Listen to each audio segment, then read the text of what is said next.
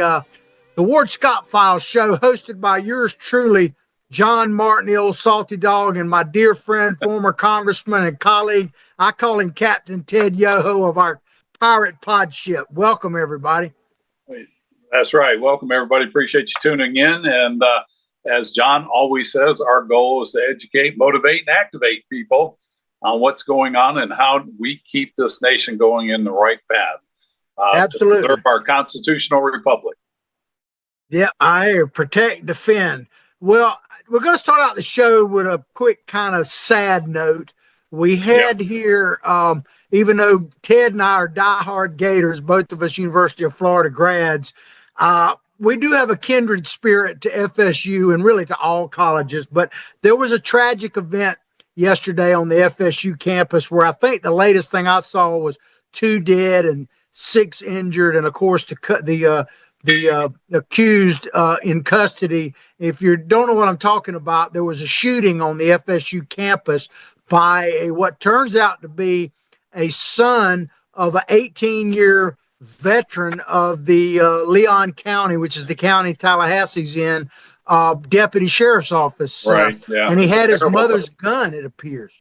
Just terrible. Well, she had bought him a shotgun and a pistol that she had purchased. So I don't know if it was his or hers.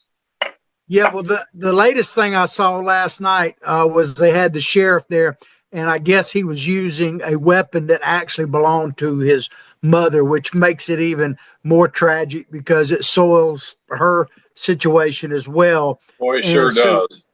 Our prayers certainly go out to the people impacted and to the FSU family as a whole. But I wanted to talk real briefly on it as to what your theories. Now, I'm not talking about this individual himself, although there are some things that are saying that he was pissed off at Donald Trump. And so, the Nazi and all that kind of stuff is starting to come out, and that he supposedly did an interview at some kind of social event where he talked about how he couldn't attack Donald Trump and he was frustrated and that kind of stuff. So all of that will play out. But in general, especially when you see these young people that do this type of thing, I wonder, I have some thoughts on it, but why do you think is there some kind of overall reason why these types of things happen, do you think? Because they want to blame it on guns, and I just refuse to do that. Sure. You could replace it with a machete or a hammer and they would blame it on that. I think it comes down to this, John. I think it's just personal responsibilities, how we've gotten away from that. And you get the sensationalism of, these kind of violent tendencies or actions that happen. If you look at the United Healthcare president or CEO that got gunned down by Mangione, and how the people on the left, how they idolize this guy, and they made him like a rock star figure. And I don't know if this guy is copying that. Certainly, anybody with rational thought would not do this. This is something that it just goes beyond normalcy to the point where. I can't explain it, but we see way too much of this. And if you look at who's doing this, the majority of the time it's young people, and you got to think social media plays into this. You look at the culture we're in today, the divided culture that we talk about all the time, one versus the other, the political ideology and that hatred that's spewed out here. And if what you reference is true, that he's got a hatred for Donald Trump, how does this at all solve any of that? And, normally people like you and I, if you're really upset about something, you get engaged, you get activated, you get involved in this. And I look back at my career, and I know yours in politics, you stepped up and I stepped up for a reason. It wasn't to be angry at anybody. It was to change the situation.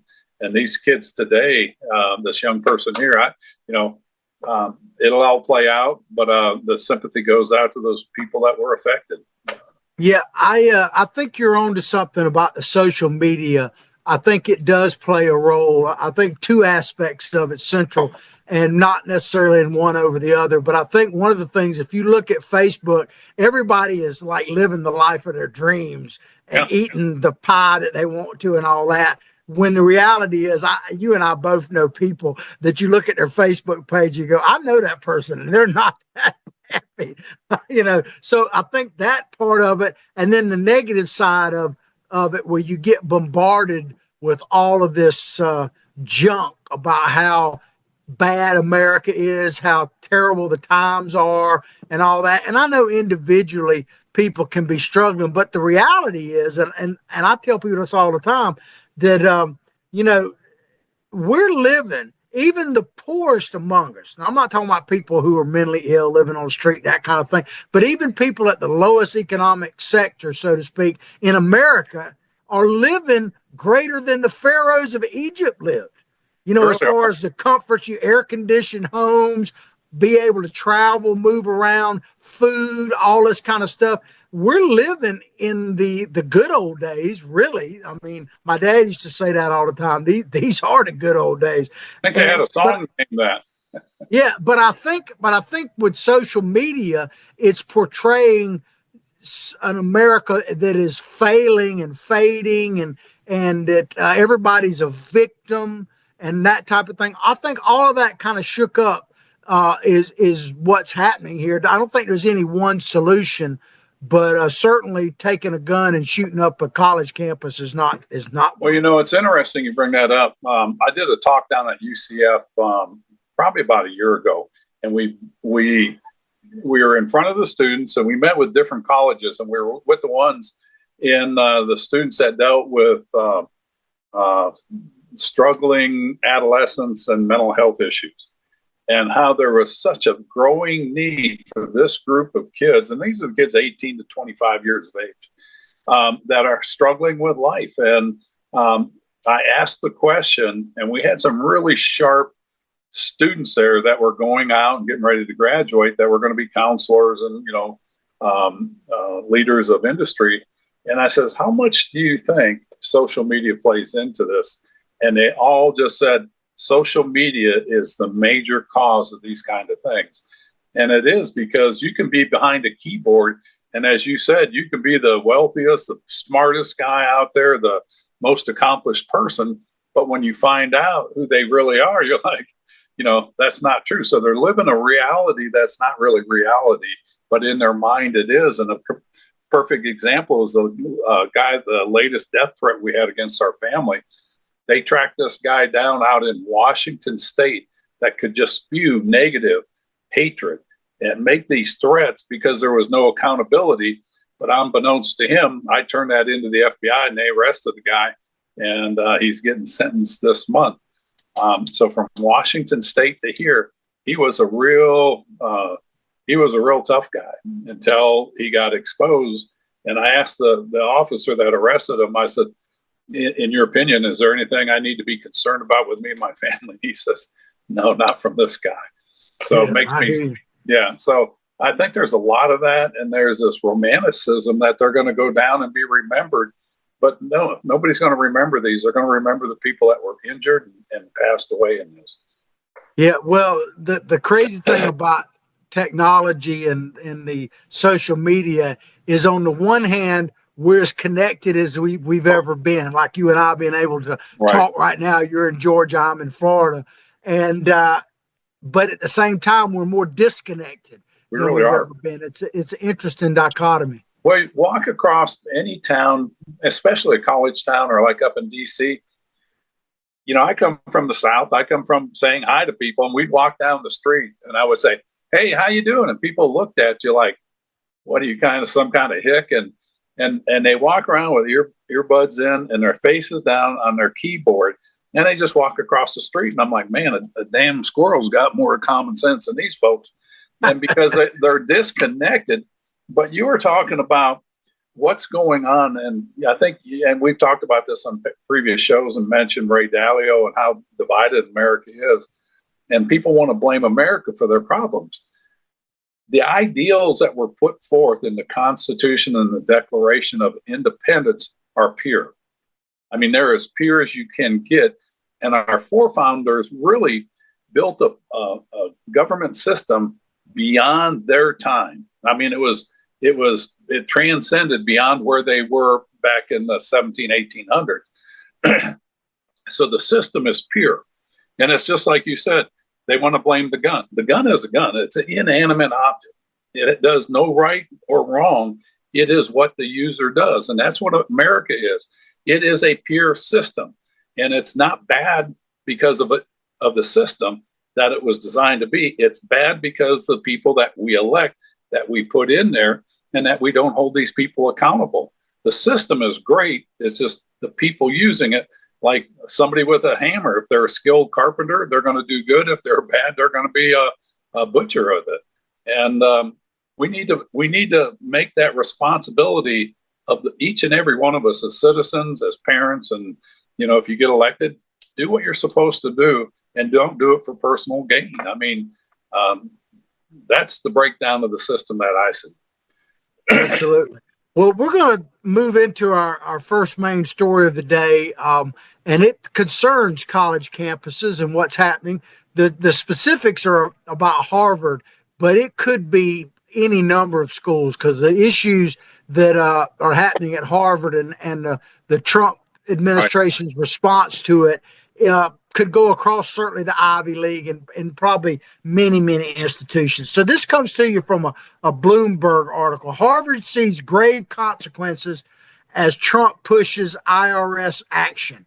So I think we got a picture of the entrance to Harvard, but the White House has sought to overhaul elite education. This is Bloomberg's words, arguing that schools need to combat anti-Semitism after protests against Israel broke out on campuses across the U.S. in the wake of Hamas's attack on the Jewish state and the resulting war, quote, war in Gaza. Now, this has been going on for several years now. And I'm going to play a video here in just a moment from 2023, excuse me. And this was the president of Harvard at that time, who, by the way, this lady still works for Harvard. She's still on the payroll of Harvard, but she was in a House committee investigation on this. And I want everybody to hear the question that she's being asked. Can we play that video?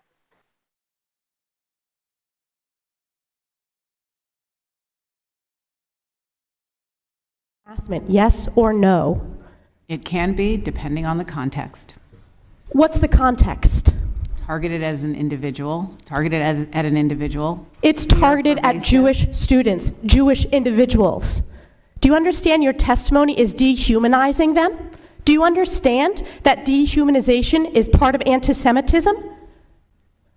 I will ask you one more time. Does calling for the genocide of Jews violate Harvard's rules of bullying and harassment? Yes or no? Anti-Semitic rhetoric. And is it anti-Semitic rhetoric? Anti-Semitic rhetoric, when it crosses into conduct that amounts to bullying, harassment, intimidation, that is actionable conduct, and we do take action. So the answer is yes. Now here you have that time the president of Harvard talking about putting all of this into context, like you know, can you imagine being a Jewish student and having to walk through some of this? I'm going to play another example here in just a minute, but what are your thoughts about what the former president, but still I want to remind people, employee of Harvard, had to say about anti-Semitism on their campus? Well, I think this lady was finally held accountable, and they released her from her position. Unfortunately, like you said, they did keep her there, which, you know, is just a shell game, you know, shuffling the nut under the three shells. And it's an exercise in futility if you want accountability. You know, if you really want accountability, this lady would have been fired. You know, and it goes back, if you look at her resume, if I understand this correctly, this is a lady that plagiarized a lot of her work to get hired for this position, kind of like your Elizabeth Warrens or your Joe Bidens. You know, they cheat to get in there and then they get celebrated. And for Harvard to keep people like this, I think it's just a slap in the face and cheapens the institution. And if you look at what Obama said about not that incidents, but today when Trump is going after their funding and they're pushing back, Obama came out and says, I'm glad you're pushing back. You need to fight this guy, you know, and instead of saying you need to change policies because their policies are to grow an elite group of people that are anti-American. And, you know, this not just Harvard, but all these universities. There was one lady, she's a professor at Rutgers named Brittany Cooper. And this happened probably 2 or 3 years ago where she came and she was doing a podcast or something on social media. And she said, she's a black professor. And she says, white people should be taken out. It's time we start taking out white people. And just an angry person. And she still is a professor at Rutgers University. And how these go on, I mean, they're as caustic as a weapon, and they stay there. You know, they have a position, they're supposed to teach and educate. And along the same lines, students are afraid to speak out. I've had university students at University of Florida, you know, when I go and speak at their classes, you know, raise this with the professors. And they said, well, if we do that, we'll get a failing grade. And we had Ben Shapiro come in up at one of our meetings up in Congress. And he was saying these students are afraid to speak out. And I said, they need to speak out. He goes, no, I advise them not to. Just get your A or your B and get out of course, and then speak out after you get out. And I think that's the wrong attitude. I think you need to challenge these people in their position and then take it up to the administration of the universities. That's, you know.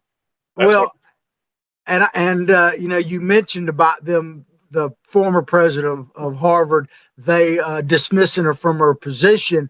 But I want to make the point that I don't think Harvard dismissed her because of what she said. They disagreed with it. They dismissed her and they kept her same salary, as I understand it, which is the bottom line.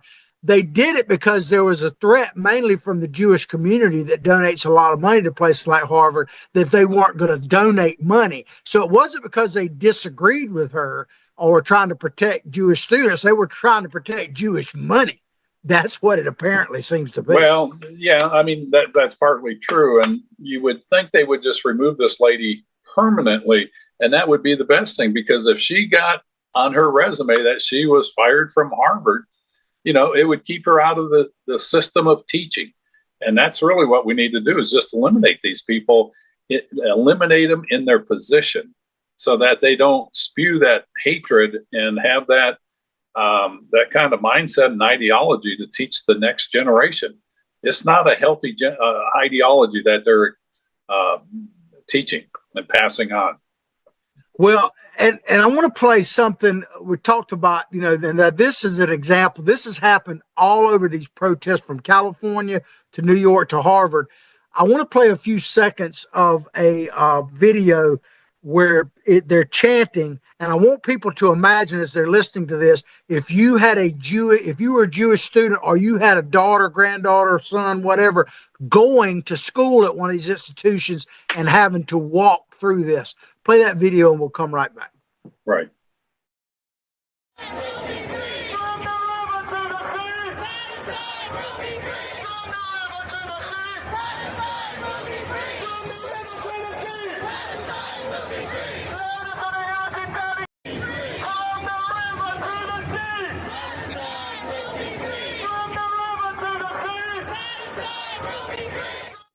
I ask you, Ted, can you imagine, I mean, let alone just, you know, you and I are not Jewish, but any of our kids have to walk through that. But to have a Jewish child, which is going to university, have to walk through that. And people need to understand what that speaker is yelling at. And I think you identified who it was. And we'll talk about that in a second. But when they talk about river to the sea, Palestine must be free, what that means is the abolishment, the eradication of the state of Israel and all Jews there. That's what that means. What that means. It's not some kind of just quirky slogan. It means the destruction of the state of Israel. Go ahead. That's exactly what it means. And the person leading this, you know, the nice college student that's here for an education on a green card, a visa, he's the Khalil that they're trying to deport and that federal judges are blocking, said that he's here legally. He is granted legal residence here to go to school. And with that comes the responsibility of acting responsible. And this person is not. He's fomenting hatred, and it is anti-American, anti-Jewish. And, this can extend to when all this started, when the Palestinian attack on Israel back in October, going on 2 years, Rashid Tlaib, an elected member of Congress from Michigan, who is Palestinian, was leading the same kind of fight and protest in one of the congressional office buildings, to where it basically shut it down. And there were, I can't tell you there were thousands, but there was a lot of anti-Jewish protesters there, led by a member of Congress. What's your Wasn't thoughts? she the one that when she first got elected took a map that showed the state of Israel and put a sticky note over top of it, Palestine, I think obliterating? She's done a lot of that. And I mean, this is the people we're dealing with. that really is. And see, these people get elected. Really, this goes right back to Samuel Huntington's book, Clash of Civilizations. They come over here as a minority, come over to this country, they get involved in local politics, and then they get elected to local politics, and they go on to the national scene. They've done this around the world in different countries. All you have to do is look at the European Union and see how that's changed that country, and it's happening here.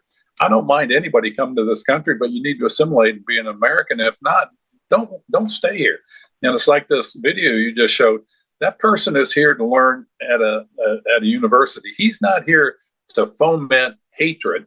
And if he wants to do that, go back to where you came from and foment all you want over there, because it's a sound and a message that we don't want in this country.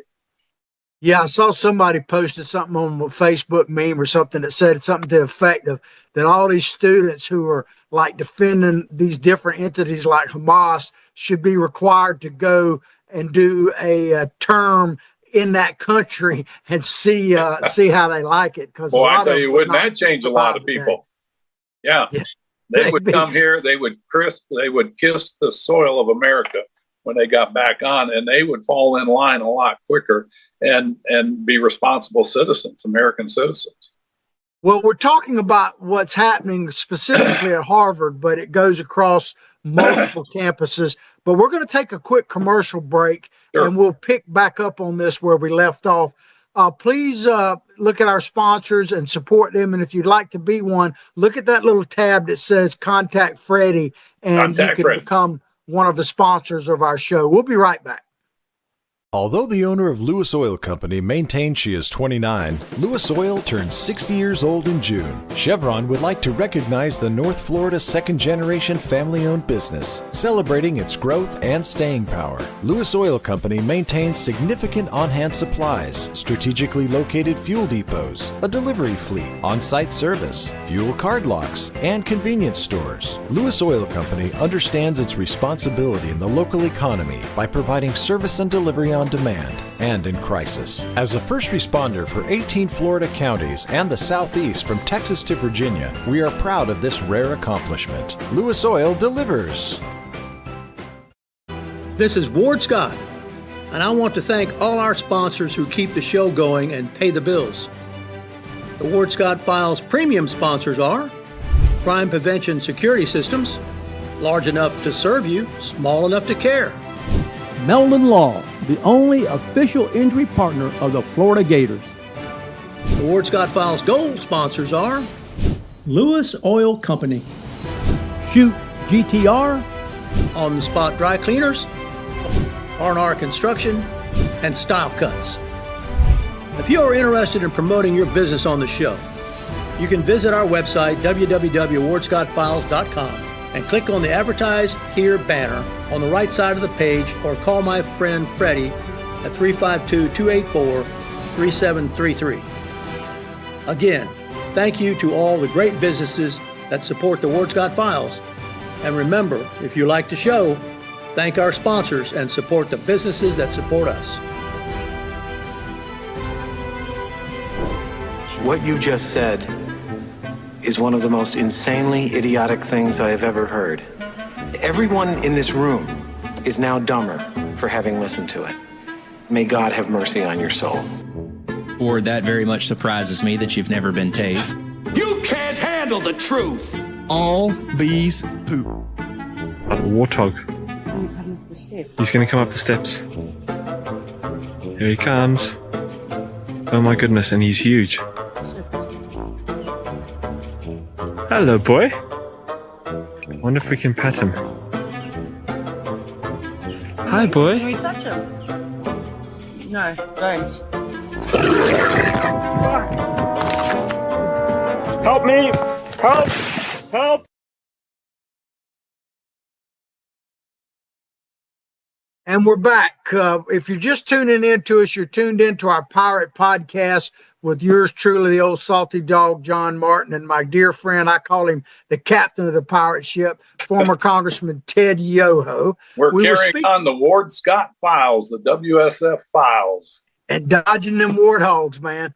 Tell you that warthog, just real briefly, there was the tagline of the weather report, and I just looked at it. I'm up here in North Georgia, and you're in Florida, and I looked at my hometown of Willaca, Florida, population of 700 people, and it is going to be in the 80s during the day and 60s at night, and I can't get any better than that. It's been beautiful the last few days, and like I told you in the break, when I get through with this show, my truck's packed and I'm heading fishing, man, for the weekend, so I won't be back till Sunday. But we were talking about the what's been happening on the college campuses, primarily focused on Harvard, but it could go across the board, and the Trump administration's response to that. They say here that the efforts talking about the Trump administration to put pressure on Harvard, the pressure they're basically putting is withholding funding, potentially withholding or trying to do away with their tax exempt status, and actually do away with or restrict foreign students coming to Harvard, which is 28 to 30% of their student population. Right. I didn't realize that. You're starting to get into some real money if they do that. But it said here the efforts talking about the Trump administration trying to suppress free speech, this is according to the Bloomberg article, and imperil academic freedom. Free speech and academic freedom. What do they mean by that? What is it the Trump administration is trying to imperil for academic freedom and free speech? I don't get it. They're trying to get these, especially the elite universities, to not preach their ideologies. And what they have is a left-leaning socialist ideology. And that's been going on for years. And so Trump is saying, if we're going to give you federal money, you need to broaden your programs. All you have to do is look at the programs they're offering and see who's graduating from those programs. They're spewing political ideology that is socialism, communism at best. And so, I don't mind Trump doing that. It's kind of like what he did with NPR. I listen to NPR sometimes. They had some programs I like All Creatures Great and Small, but I can find that somewhere else. But when you listen to the commentators and the people doing the interviews, it is left-leaning. I've been on NPR, and it was very left-leaning when they interviewed you. Yeah, well, I mean, they literally have stormed buildings. Remember up in Columbia a few months ago, they took over a building and held some janitors that were there literally hostage for overnight and everything. I mean, to take over a building and hold someone hostage, that is at bare minimum a criminal offense, but I think it's actually terrorism. So, what? Well, it is. And they're defending these people. That's the part I don't understand. The part I don't understand. And again, this goes back, and I can't keep throwing his name out there, Ray Dalio, saying our political ideology has gotten so far apart that we're yelling at the things like you're talking about. Trump is bad, Republicans, conservatism is bad. And they're fighting against that instead of saying, look at the ship America. The ideologies of that are perfect. They couldn't have been any better. And I truly believe that they wrote a constitution for in the future of time, because they didn't have a clue where we were going, but they laid the groundwork. And these universities are eroding all that. And, Trump is coming in there because nobody else has done this. it's like the tariffs. We got a $1.2 trillion trade deficit, and that's through neglect, ignorance, or by design. And none of those reasons are acceptable. And it's the same thing with these universities. This has been going on. It's not just something. And if you read the founding inscription at Harvard, I'll pull it up here. It's very, very rooted in what our country was built on, and it's very religious in its statement. I'll look that up while you're talking.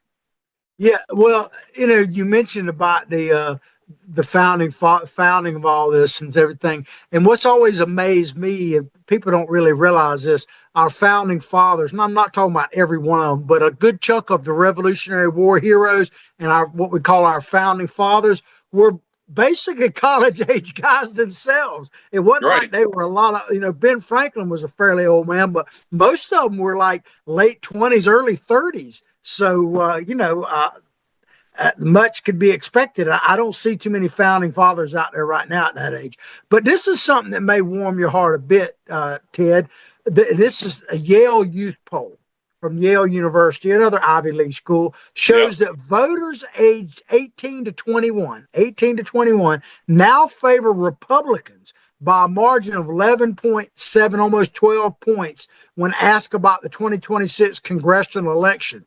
So the youngest of the young voters are actually leaning more Republican, which is extremely interesting. What are your thoughts on that, Ted? No, it really is. We're seeing a tide shift there. And I think it goes back to probably some of the stuff we're talking about these universities. Students, if they spoke out and challenged a professor that was left-leaning liberal ideology and they had more conservative views, instead of having an open dialogue, the professor would just really ding them on their grades and intimidate these students. The whole idea of going to college is to have that dialogue. It may be not in 100% agreement, but you get that exchange of ideas back and forth that's supposed to grow the student, not make the professor feel well. And I think that's what you're seeing with these students that are saying, we're tired of the DEI and the wokeism that the left has been saying, that if we don't subscribe to that, we're wrong. And I think they're saying, I'm not a bad person. I just don't agree with what you're trying to do. And I think these students are speaking up.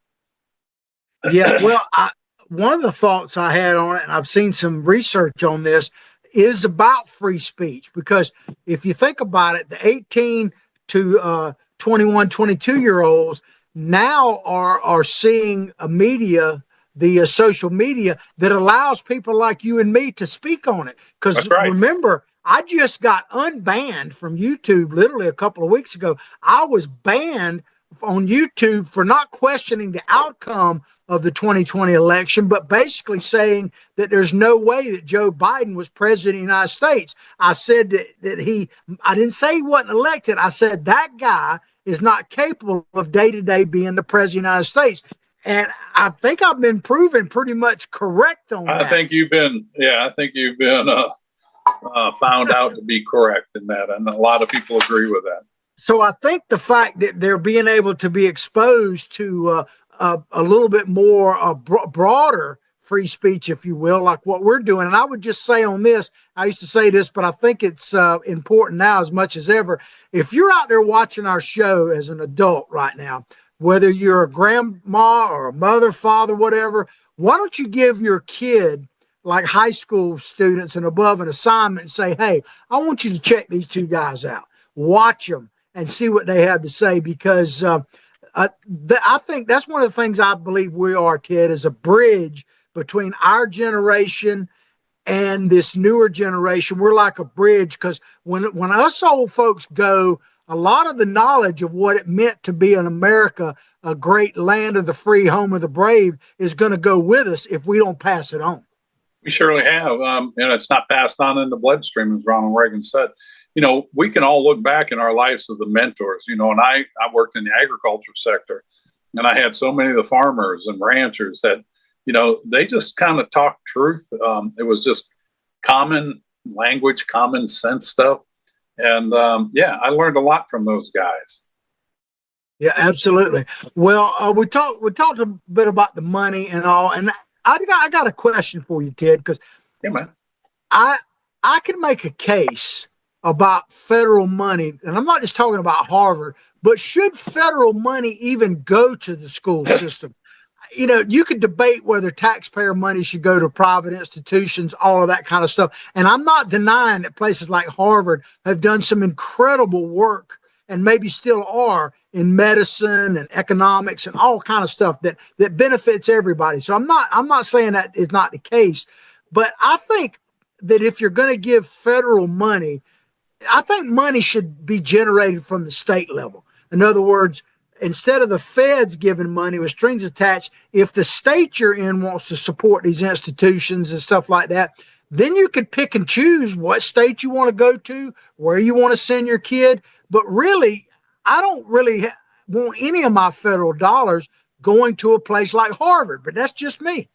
And I'm not saying I want them going to the University of Florida either, really, to be honest. Right. And I think if you go back when education started and these universities started, if I remember right, Harvard started in the 1600s. It was all private funds. It was all privately funded. And so there was no federal funds. I can see now with the NIH and some of the research grants spending federal money on research, but not some of the garbage they were doing at so many of these universities.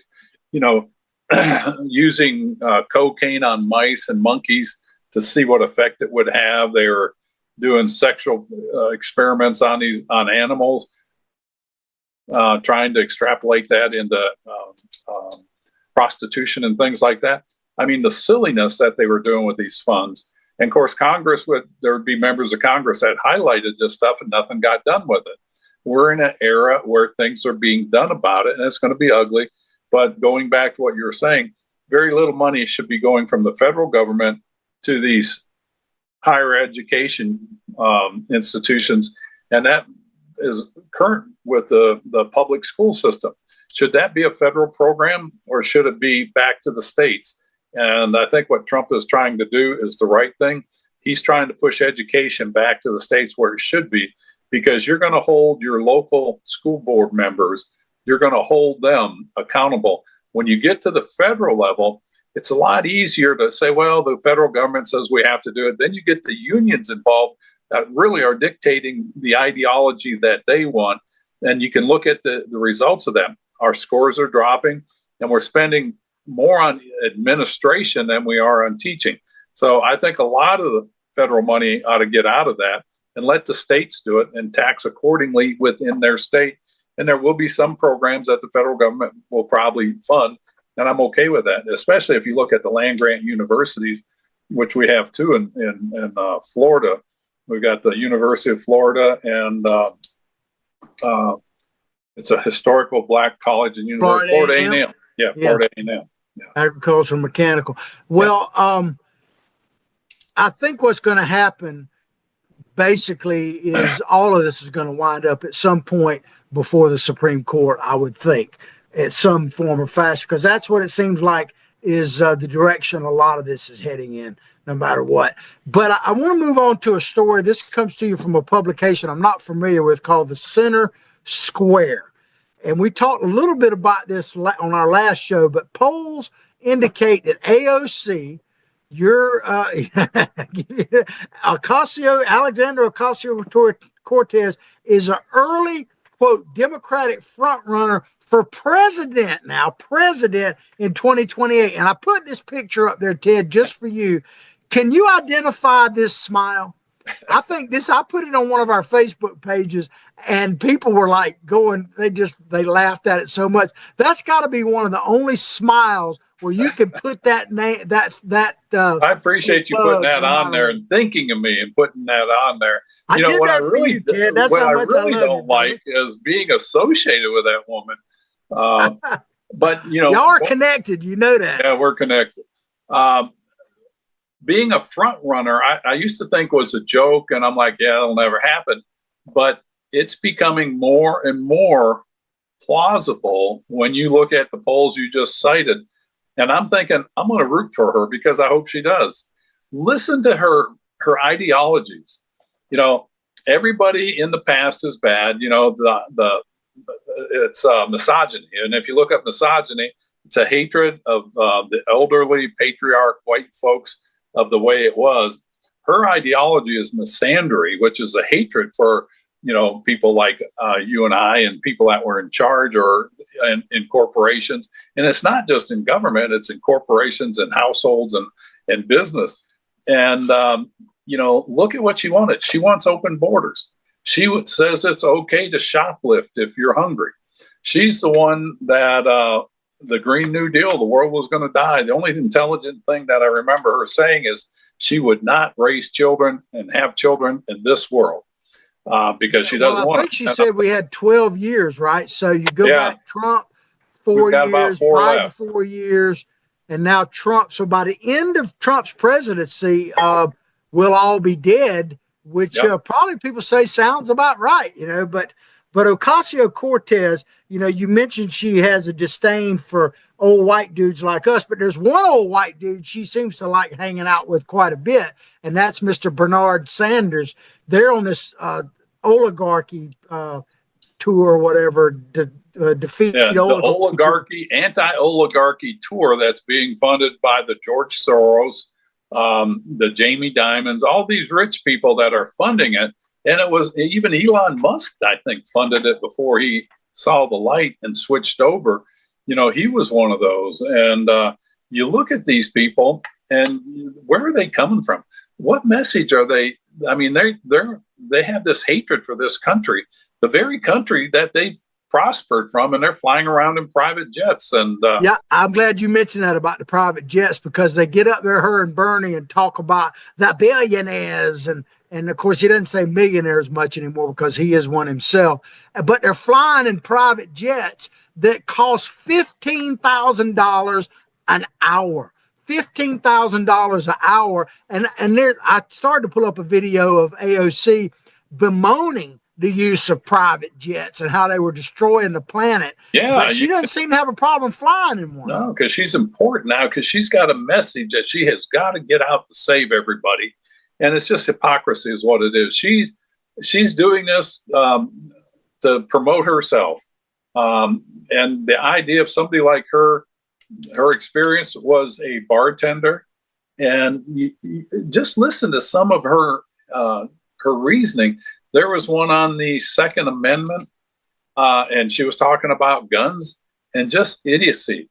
There was one on the Green New Deal in the House Interior Committee.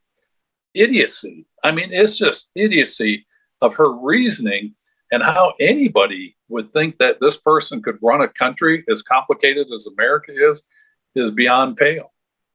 Well, but keep in mind, she just raised $10 million in the last quarter. And a new Yale survey, here we go with Yale again, showed that she has a favorability rate among mostly young people, 18 to 29, of 62% in general. And among those young people, it's even higher.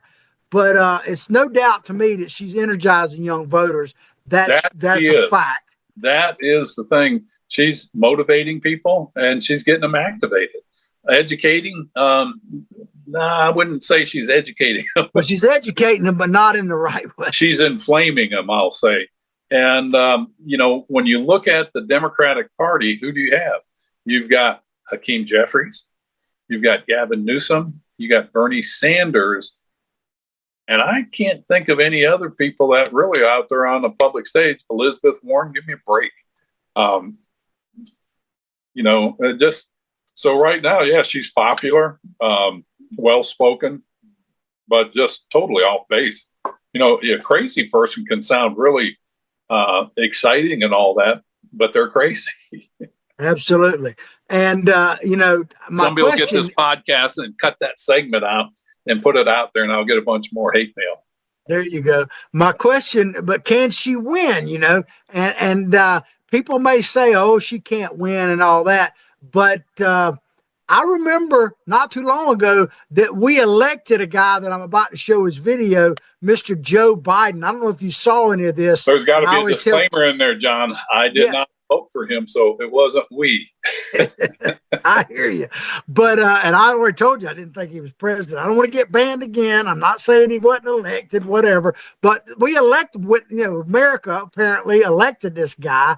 I And Joe Biden, I always I- tell you, Ted, that I do one of my public services to people, and you including this. I watch things so you don't have to. I subject myself to stuff. But I watched Joe Biden's speech. He gave a speech the other night, the first speech he's given since Donald Trump was sworn in. I'm only going to play a very brief snippet of it. But Yeah, I check don't this put out. people through that pain and punishment.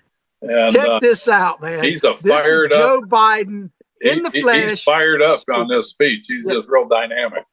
Yeah, check this out. Let's play the snippet. I'd never seen hardly any black people in Scranton at the time and I was only going in the 4th grade. And I remember seeing the kids going by at the time called colored kids on a bus going by. They never turned right to go to Claymont High School. I wondered why. Asked my mom. Ted, I don't think, I'm an old white boy from the South, an old man. I don't think I've ever used the term colored kids ever. But here you got Joe Biden saying, oh, I saw a bus load of colored kids, man. This guy got elected. He got elected by hook, crook, or whatever. He got elected. So whenever you discount, and I'm not talking about you, Ted, that somebody like Ocasio-Cortez could win, I'm reminded of some of the past presidents. We just had one that got elected, and it befuddles me. So could she win? I guess it's possible. Yeah, they could. There's 3.5 years left. And this is where people have got to, you've got to wake up and see what's going on the left.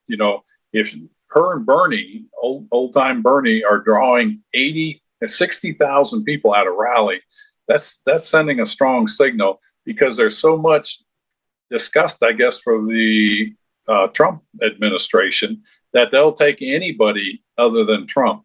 And, that's where we've got to come together as Americans. Her message is a dividing America. It's not unifying America. And the Democratic Party is going against everything that I mentioned about the ideals of America when it was founded. Yeah, it was 200 plus years ago when that was written and founded, but the ideals are still very relevant. And those ideals have led to the freest people on the planet, not just here in America, but other countries that have taken those ideals and put them into their government. You've heard me talk about that book, The Miracle of Freedom, The 7 Tipping Points, where only 4.5 billion people out of 100 billion people since the beginning of time have lived in the liberty and freedoms we have today. And that comes from Western ideology that were espoused in the Magna Carta, the Mayflower Compact, on up to our Constitution and Declaration of Independence, including the Bill of Rights. And these people want to destroy that, and people are following them. And it goes back to education in our universities. The elites are saying how bad and corrupt America is. Yeah, that probably is. We are probably as corrupt as a lot of other nations, but we have a rule of law and a set of principles that we need to follow. It's not those that are bad. It's the politicians that are in charge, and it's the responsibility of the voters to figure out who they need to have representing them and throw out the ones they don't like. Yeah, well, earlier we were talking about the disruptions on the college campuses. I tell people all the time, please do not discount the Democratic Party. I wish that they were the Democratic Party of old, but this current Democratic Party, they're crazy. They're going on. We're going to talk about another hill here in just a minute that they're choosing to die on. But the reality is that they still control most of the media. Oh, yeah. They still control a lot of the court system. They still control a lot of legislative bodies across the state, from major cities to, they're only a few votes away from taking over the House of Representatives at the congressional level, all of this kind of stuff. And one of the reasons why they're fighting so hard on these college campuses is because they control the education indoctrination of the kids. So there's a lot of levers of power. That's what Trump is going after. They control a lot of levers of power. And to quote Bernie Sanders, basically, if you don't pay attention to what's happening, you do so at your own peril.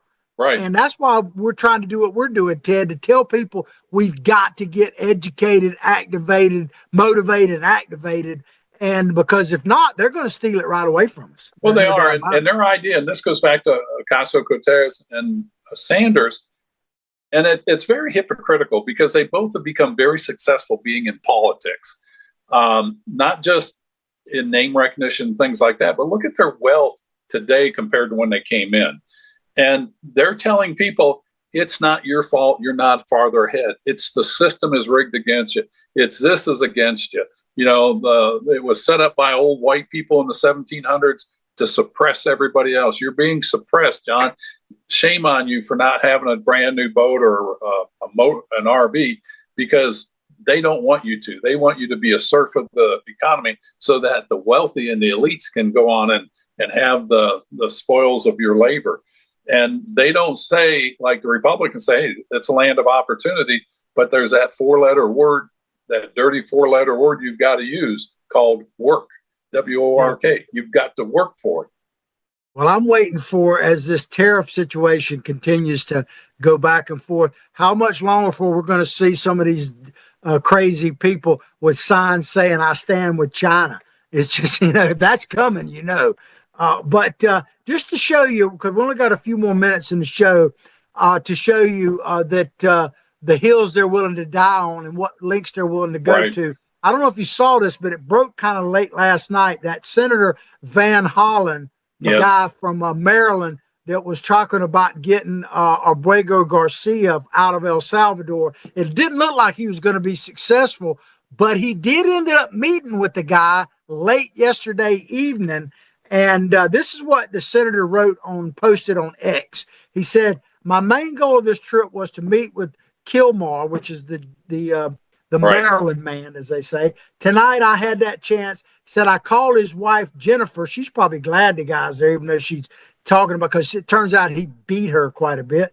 Pass along this message of love. I look forward to providing a full update upon my return. So what are your thoughts about this overall case? Because apparently this senator was able to meet with him. He didn't get him released, but it's just, it's kind of sad, but go ahead.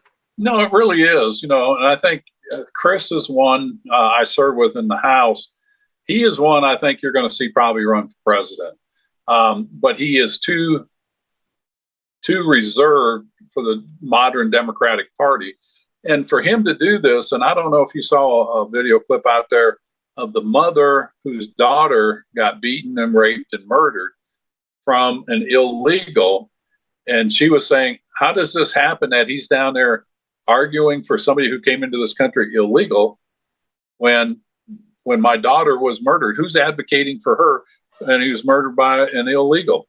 In fact, I'm glad you mentioned that, Ted, because we're going to play a clip from the White House of that mother, and she's calling out Senator Van Hollen. Check this out.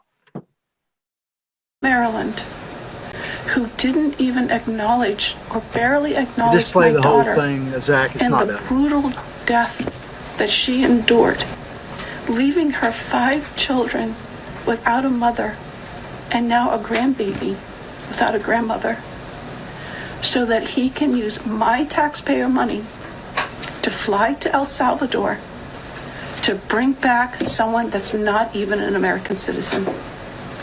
Why does that person have more right than I do, or my daughter, or my grandchildren? I don't understand this. And to have a senator from Maryland. I tell you what, if that doesn't hit you right here in the heart, man, you don't have one. And she's spot on there, Ted. It's just amazing. Yeah, the guy came in illegal. Let him go back out and let him apply to come in legally. And if he meets the criteria, let him come in. But, it is a slap in the face to that mother and to every other American family that had somebody killed by an illegal. I imagine most of us know somebody that's had an interaction or a family member with somebody here illegally. I know several people personally that have had car wrecks with people that were illegally here. Some of them were drunk, no license, no insurance, and they're driving.